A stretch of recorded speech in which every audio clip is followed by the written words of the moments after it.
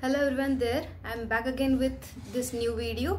So I hope आपको जो मैंने लास्ट वीडियो में मैसेज दी थी जो specially for parents and students के लिए था सबको पसंद आई होगी एंड यूज़फुल भी रही होगी. सो आज का जो वीडियो है ये आज से हम लोग पढ़ाई स्टार्ट करने वाले हैं.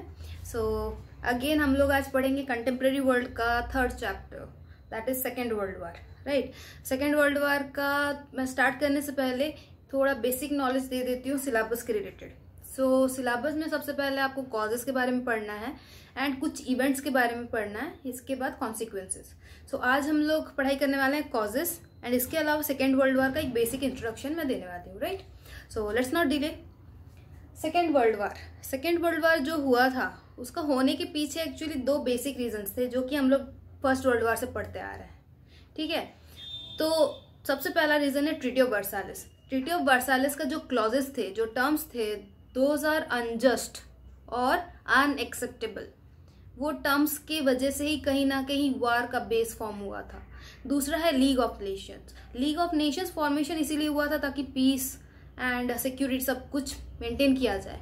बट क्योंकि वहाँ ऑर्गेनाइजेशन के लोगों ने ये पीस की जो बातें हैं वो बस बातें करके रह गए, सीरियसली नहीं लिया, जिसकी वजह से लीग ऑफ नेशन फेल्यूर हुआ एंड अल्टीमेटली वार का सिचुएशन क्रिएट हुआ. तो याद रखें ये 2 points, league of nations and treaty of Versailles, ये दोनों की वजह से खासकर ये सेकेंड वर्ल्ड वार हुआ. ठीक है, तो जब मैं कॉजेस की बात करूं तो कॉजेस यहाँ पे ऑब्वियसली जैसे कि मैंने कहा ट्रीटी ऑफ वर्साइलेस, तो स्टार्टिंग पॉइंट तो वही है, dissatisfaction for the treaty of Versailles या फिर dissatisfaction of treaty of Versailles मैं कह सकती हूँ. मतलब जब ट्रीटी ऑफ वर्साइलेस हुआ उस टाइम ये साइन हुआ था किसके बीच में, एलिस एंड जर्मनी के बीच में. तो जो क्लॉजेस थे, वो जो भी टर्म्स थे, those are understandable, but Germany को जो गिल्टी बोला गया, सब कुछ जर्मनी के ऊपर ही थोपा गया कि आप ही सबकी रीजन हो, ये गलत था. जिसकी वजह से जर्मनी कंट्री के लोगों के ऊपर तो असर हुआ, वो लोग सब दुखी थे, सैड थे. एंड इसीलिए जब Nazism party, that is Nazi party का फॉर्मेशन हुआ, हिटलर आए, तो वो कंप्लीटली ट्रीटी ऑफ वर्साइलेस के हर टर्म्स को डिनाई करने लगे, एक भी टर्म्स को वो नहीं माने. एंड इसी की वजह से कहीं ना कहीं डिस्टर्बेंस हुआ एंड सेकेंड वर्ल्ड वार का सिचुएशन क्रिएट हुआ. राइट, सो सेकेंड पॉइंट आते हैं rise of fascism in Italy. Okay, rise of fascism in Italy कैसे हुआ? देखिए, जब ना फर्स्ट वर्ल्ड वार हुआ था, फर्स्ट वर्ल्ड वार के टाइम में इटाली ने कहीं ना कहीं एलिस का हेल्प किया था, ये सोच के कि फ्यूचर में अगर कुछ नीड होगा एलिस भी इटाली का हेल्प करेगा. बट ऐसा हुआ नहीं. वार के बाद इटाली का हालत बहुत खराब होने लगा, इकोनॉमिकली, पॉलिटिकली, सब वे से इटाली को लॉसेज ही हुए, जिसकी वजह से वो लोग भी डिससेटिस्फाइड हुए, इटाली के कंप्लीट सारे लोग. उसके बाद सेकेंड वर्ल्ड वार का सिचुएशन क्रिएट हुआ. राइट, थर्ड आता है हिटलर एक्ट्स ऑफ एग्रेशन. अगर मैं बोलूँ एग्रेशन का मतलब होता है गुस्सा, तो हिटलर एक तो जर्मन थे, जर्मन के ऊपर, जर्मनी के ऊपर अगर कुछ बुरा कोई करे तो ऑब्वियसली हिटलर गुस्सा होंगे ही. So Hitler as a leader, as a dictator, गुस्सा होके ऑब्वियसली एक्ट ऑफ एग्रेशन, मतलब ऐसा एक्शन लेने लगे जो कि कंप्लीटली ट्रीटी ऑफ वर्साइलेस के अगेंस्ट था. उनमें से एक एग्जाम्पल मैंने पहले भी बताया था, राइनलैंड, जिसको डीमिलिटराइज किया गया था according to the treaty of Versailles, उसको उन्होंने मिलिटराइज किया. और हिटलर का मेन पॉलिसी रहता था कि कंप्लीट जर्मनी को मैं मिलिट्री पावर से पूरा पावरफुल बना दूं, मतलब मिलिट्री स्ट्रेंथ को इंक्रीज करूं. तो इसी की वजह से फिर डिस्टर्बेंस हुआ एंड वार का सिचुएशन क्रिएट हुआ. ओके, यहाँ पे एक कॉज आता है पॉलिसी ऑफ अपीजमेंट. जब मैं अपीजमेंट का बात कर रही हूँ, अपीजमेंट का मतलब होता है accepting demands of the aggressive powers, like Japan हो गया, इटाली हो गया. बस प्रोवाइडेड ये है कि वो रीजन जो होगा, वो मतलब जो वो डिमांड होगा वो अनरीजनेबल ना रहे. ठीक है, तो ये ब्रिटेन एंड फ्रांस, ये लोग पॉलिसी ऑफ अपीजमेंट को माने.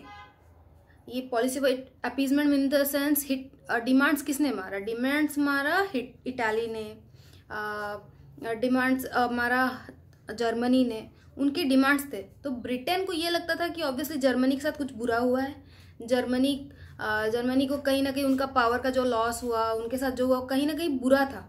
इसीलिए ब्रिटेन पॉलिसी ऑफ अपीसमेंट को एक्सेप्ट किए, बट धीरे धीरे हिटलर एंड ऑल सबका डिमांड्स खाली बढ़ते गया, उनका लिमिट नहीं था, जिसके वजह से अल्टीमेटली वार का सिचुएशन क्रिएट हुआ, राइट। नेक्स्ट पॉइंट आ जाते हैं हम लोग का failure of league of Nations. So league of Nations का ऑलरेडी हम लोग पढ़ चुके हैं, जो पॉइंट्स हम लोग लास्ट पढ़े थे वही सेम चीज़ है। लीग ऑफ नेशंस का मेन पॉइंट याद रखिएगा कि वो लोग अपना रेस्पॉन्सिबिलिटी पूरा करने में वो लोग सक्सेसफुल नहीं रहे, पीस मेंटेन नहीं कर पाए, जिसकी वजह से फेलियर हुआ एंड अल्टीमेटली वार हुआ, ठीक है। इमीडिएट कॉज अगर बोलूँ, इमीडिएट कॉज यहाँ पे ये होता है कि हिटलर ने डिमांड किया एक एरिया का, जिसको हम लोग डाजिंग के नाम से जानते हैं, जिसको पोलैंड को दिया गया था as per the terms of treaty of Versailles. तो उसको हिटलर वापस चाहते थे। रीज़न यही था कि वहाँ जर्मन्स लोग कहीं ना कहीं रहते थे, जर्मन के लोग डाजिंग में रहते थे। दूसरा रीज़न ये था, अगर डाजिंग को वापस ले लेते थे तो हिटलर के लिए इजी होता ईस्ट प्रुशिया को जर्मनी से कनेक्ट करने के लिए, जो कि उनके लिए आगे के जो भी प्लानिंग एंड स्ट्रैटेजीज था उसके लिए बेनिफिशियल था, ओके। इसके अलावा और 2-3 रीजंस है, आप 4 से 5 याद कर लो, दैट इज एनफ। बिल्कुल समझे कैसे पढ़ना है, मैंने डे 1 से आपको बोला है। पॉइंट जो है ऊपर का मेन हेडिंग उसको पढ़िए, उसका वर्ड्स का मतलब समझिए, एंड अगेन पूरा स्टोरी जैसे पढ़ के 2 पॉइंट्स क्रिएट करिए, 2 से 3 पॉइंट, दैट्स इट। इस वे में पढ़ाई करिए एंड आई होप आज का जो हम लोग कॉजेस पढ़े आज सबके दिमाग में घुसा होगा, एंड मैंने ट्राई किया है इजीली आपको सही से समझा पाऊँ। सो आज के लिए इतना ही। आने वाले जो वीडियो होगा उसमें हम लोग इवेंट्स के बारे में पढ़ेंगे as well as consequences. So let's end this video here. I hope आप सबको अच्छा लगा होगा, एंड अगर अच्छा लगा तो ऑब्वियसली वो जो थंब बटन है वहाँ पे लाइक बटन, उसको ज़रूर क्लिक करिए एंड शेयर भी करिए एज वेल एज सब्सक्राइब करिए मेरे चैनल को। Thank you.